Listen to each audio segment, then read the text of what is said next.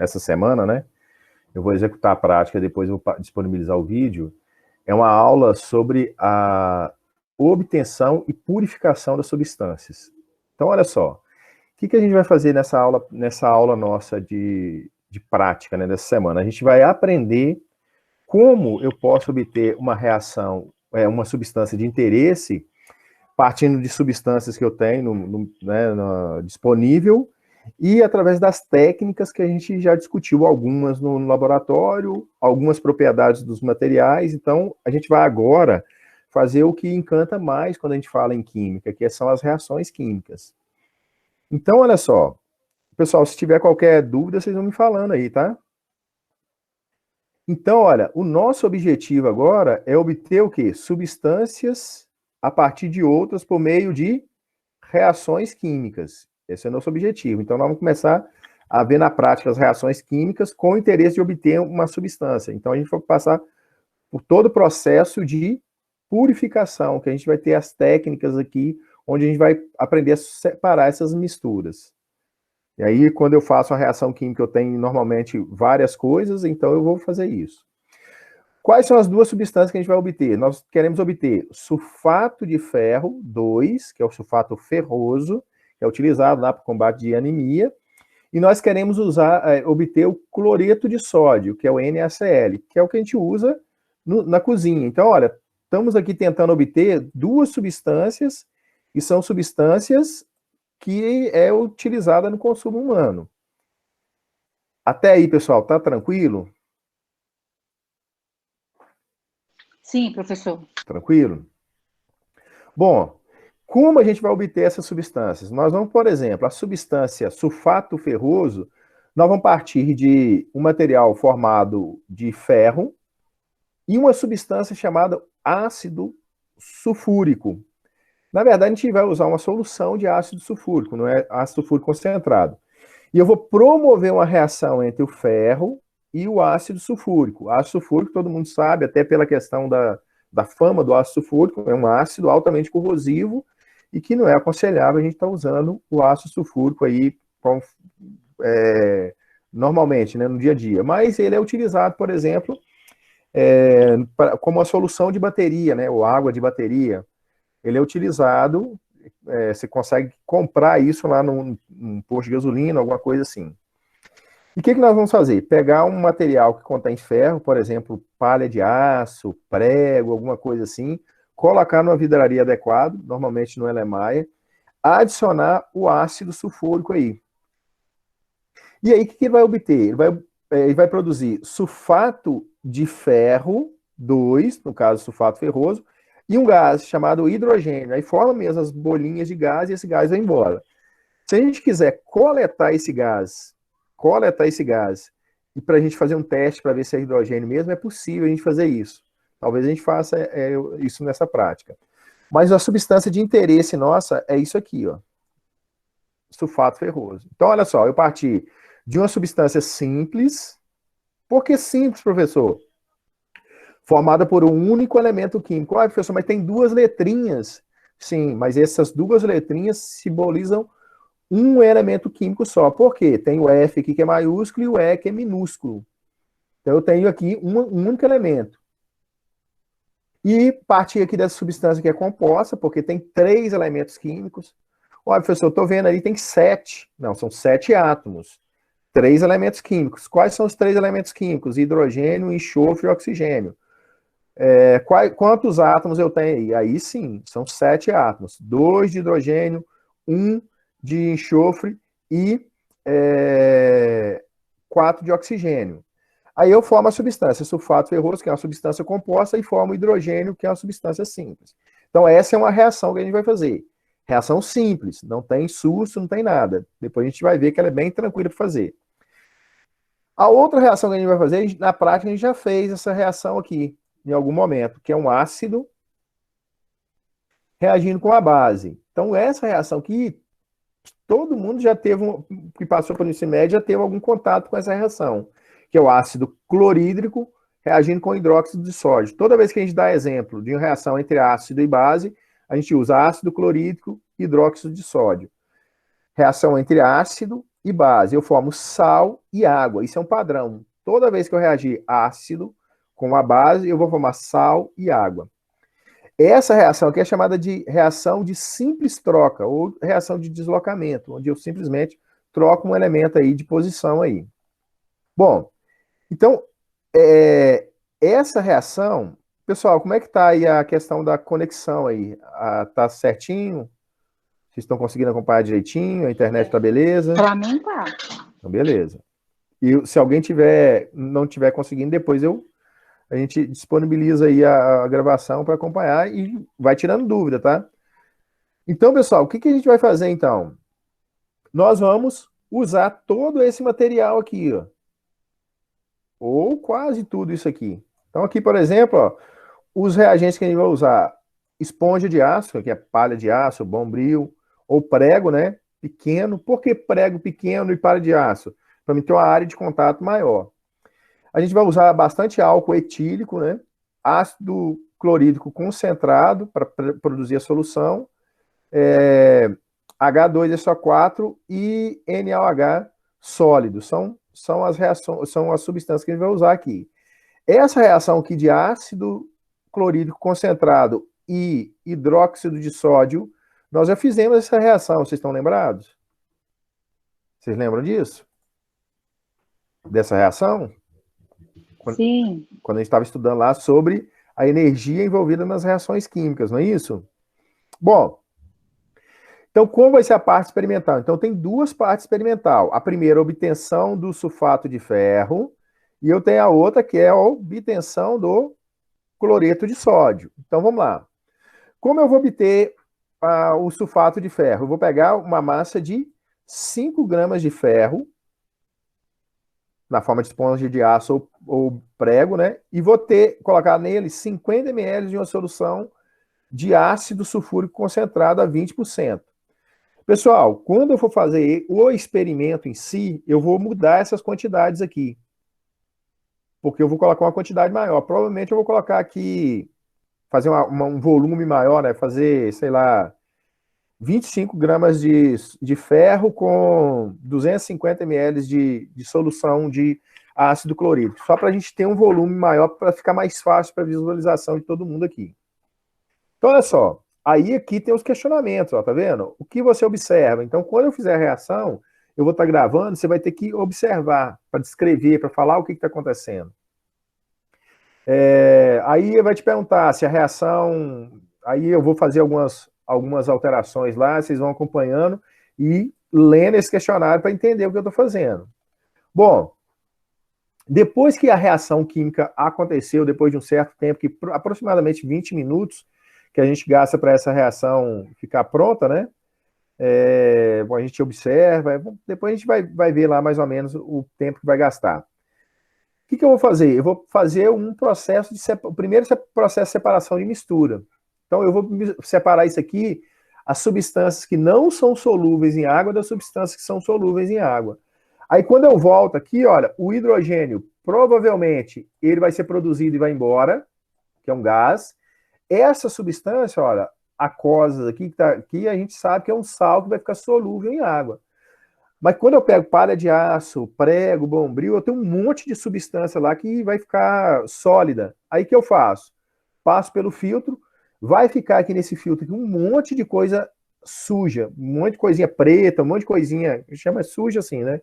De substância que não é miscível em água, que não se mistura em água.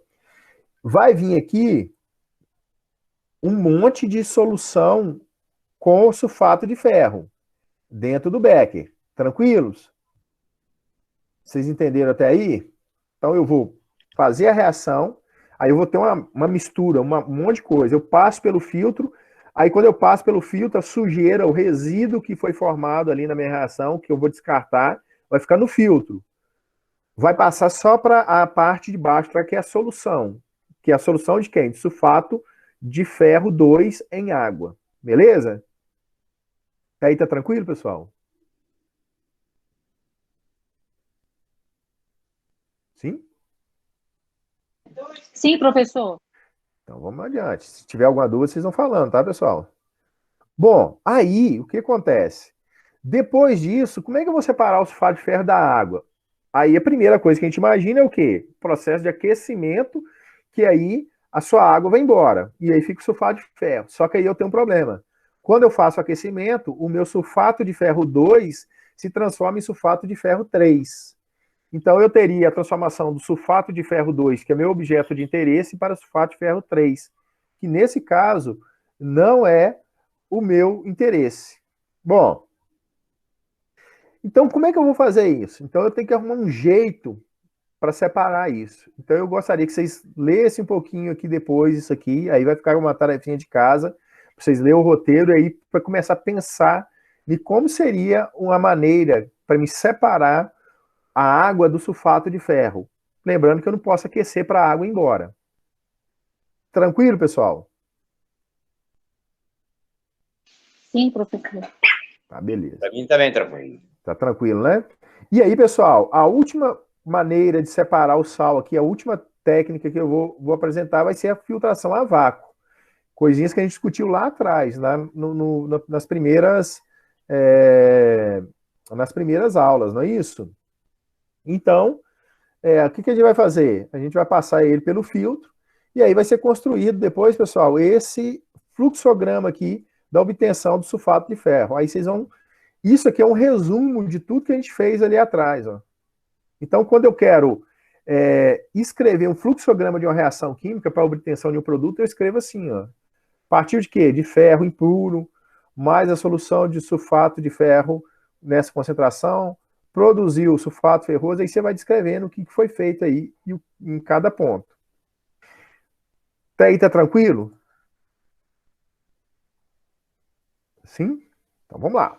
Sim. Bom, depois que a gente fizer isso para o sulfato de ferro, a gente vai fazer outro que é mais simples, que seria a obtenção do cloreto de sódio. O que é o cloreto de sódio? É NaCl.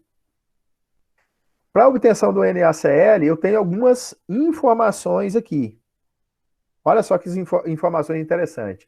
Baseado nessas informações que eu vou tomar a decisão de qual caminho seguir.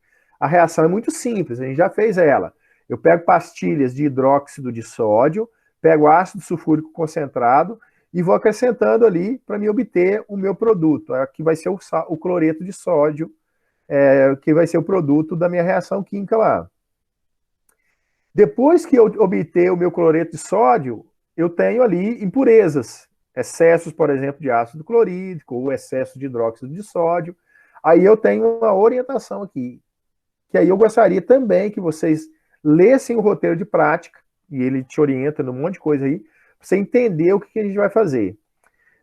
Depois, pessoal, opa, aqui ficou dobrado aqui nessa página aqui, mas não tem problema não. Depois que a gente faz esse trabalho aqui, e a reação é simples, aí também tem o quê? O fluxograma. Ah, professor, que legal, tal. Então, olha, você vai, na hora que a gente for fazer o roteiro, fazer o relatório dessas práticas, eu vou te dar algumas substâncias e pedir para você fazer esse fluxograma aqui de obtenção das substâncias. Para escrever isso aqui. Isso é uma maneira fácil que a gente tem de escrever uma reação química detalhadamente, e um químico, ou uma pessoa que tem algum conhecimento de química, ele vai pegar isso aqui e ele consegue reproduzir sua reação observando isso aqui. Pelo menos as reações simples. E aí, pessoal, termina-se a aula. Entenderam? É só essa a nossa aula prática, as orientações para a nossa aula prática para essa semana. Então, o que vocês vão fazer agora? Ler o roteiro de prática e eu vou disponibilizar essas aulas, a prática dessas aulas, né? Eu vou explicar como é que foi feito e tal. Depois, o que vocês vão fazer? Vocês vão pegar o roteiro, que eu vou passar para vocês, diferente do que ficou na semana passada, que o roteiro já estava na prática.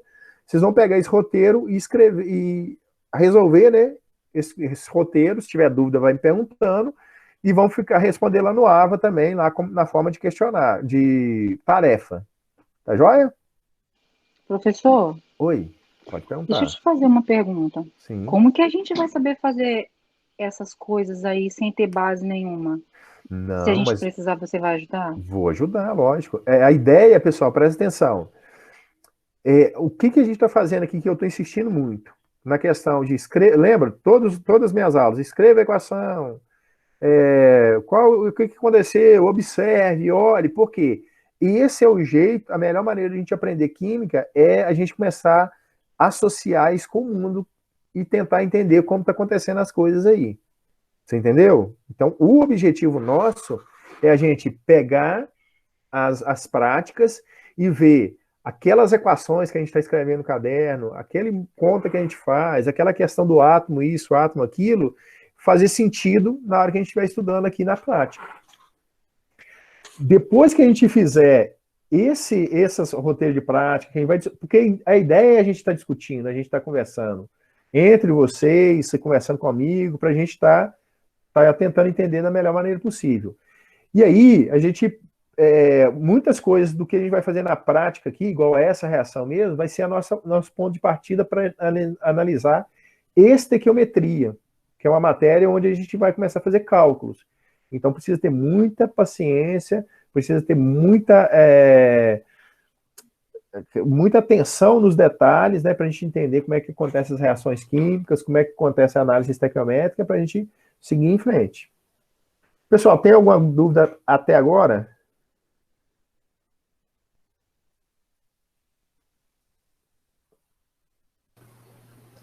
Professor, eu tenho uma pergunta.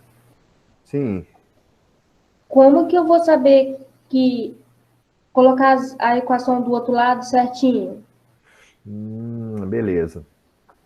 Na maioria das vezes, quando eu falo de uma reação, tem algumas reações que você sabe que é padrão. Por exemplo, um ácido reage com a base e forma sal e água. Você não precisa decorar todas as reações químicas. Você tem que saber uma reação do jeito que aconteceu, você sabe escrever as outras. Quer ver um exemplo? Se eu pego uma base, qualquer base que seja, e coloco para reagir com um hidrácido, ou seja, com um ácido que não tem oxigênio, eu sempre vou produzir um sal com terminação eto e sem oxigênio, né? Lógico, né? Por exemplo, HCl, que é o ácido clorídrico, reage com hidróxido de sódio, formando o quê?